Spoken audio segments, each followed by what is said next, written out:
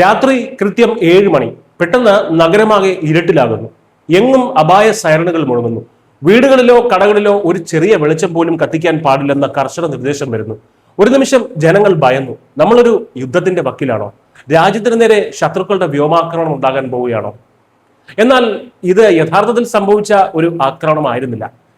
ബീഹാറിലെ 6 ജില്ലകളിൽ നടന്ന ഒരു മോക്ക് ഡ്രില്ലിന്റെ അഥവാ സുരക്ഷാ പരിശീലനത്തിന്റെ ദൃശ്യങ്ങളാണിത്.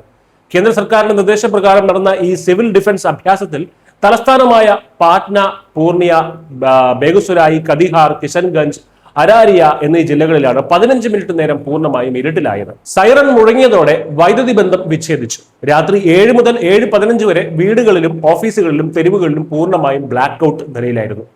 ശത്രുക്കളുടെ ഭാഗത്ത് നിന്ന് അപ്രതീക്ഷിതമായിട്ടുള്ള ഒരു വ്യോമാക്രമണം, ഒരു എയർ സ്ട്രൈക്ക് ഉണ്ടായാൽ അതിനെ എങ്ങനെ നേരിടണം എന്ന് പരിശോധിക്കുന്നതിനായിട്ടാണ് ഈ ഒരു പരിശീലനം സംഘടിപ്പിച്ചത്. പാട്നയിലെ ഗാന്ധി മൈതാനത്ത് ഇതിനായി പ്രത്യേക കൺട്രോൾ റൂമും സജ്ജമാക്കിയിട്ടുണ്ടായിരുന്നു. NDRF, SDRF, എയർഫോഴ്സ്, ആരോഗ്യ വകുപ്പ്, civil defence, NCC, traffic, local police തുടങ്ങി ദുരന്ത നിവാരണ രംഗത്തെ എല്ലാ പ്രധാന വിഭാഗങ്ങളും സംയുക്തമായിട്ടാണ് ഈ ഒരു സുരക്ഷാ അഭ്യാസത്തിൽ പങ്കെടുത്തത്. നമ്മുടെ രാജ്യം പെട്ടെന്നൊരു യുദ്ധസമാനമായിട്ടുള്ളൊരു സാഹചര്യത്തെ അഭിമുഖീകരിക്കാൻ തയ്യാറാണോ എന്ന ചോദ്യത്തിനുള്ള കൃത്യമായിട്ടുള്ള ഉത്തരമാണ് ഈ മോക്ക് ഡ്രിൽ. മുൻകൂട്ടി തയ്യാറാക്കിയ ഒരു പദ്ധതിയുടെ ഭാഗമായിട്ടാണ് ഇത് നടന്നത്.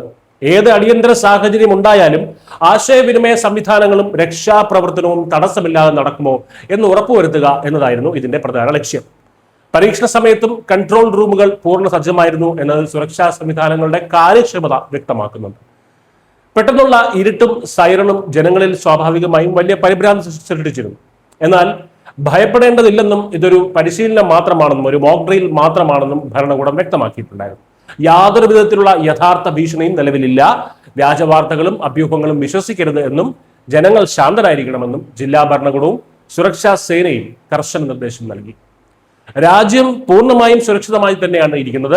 ഏത് പ്രതിസന്ധിയും നേരിടാൻ ഇന്ത്യൻ സൈന്യവും നമ്മുടെ സുരക്ഷാ സംവിധാനങ്ങളും സർവ്വസജ്ജമാണ് എന്ന് വലിയൊരു ആശ്വാസമാണ് ഈ ഒരു പരിശീലനം ഓരോ പൗരനും നൽകുന്നത്. എങ്കിലും ഈ മോക്ക് ഡ്രില്ലുകൾ സൂചിപ്പിക്കുന്നത് രാജ്യം ഏത് നിമിഷവും ഒരു യുദ്ധം പ്രതീക്ഷിക്കുന്നുണ്ട് എന്ന് തന്നെയാണ്. അതിനുവേണ്ടി നമ്മളെല്ലാവരും ഉള്ളുകൊണ്ട് തയ്യാറാകേണ്ടതുണ്ട്. News desk.